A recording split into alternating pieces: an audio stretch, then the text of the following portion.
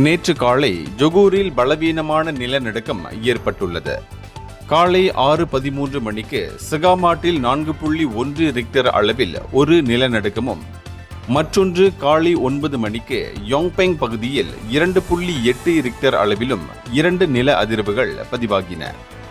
இந்த நிலநடுக்கத்தால் சொத்து சேதம் குறித்த 3 புகார்களை பெற்றதாக சகாமாட் காவல்துறை உறுதிப்படுத்தியுள்ளது. இதனிடையே எந்தவித காயங்களோ அல்லது உயிர் சேதமோ பதிவாகவில்லை.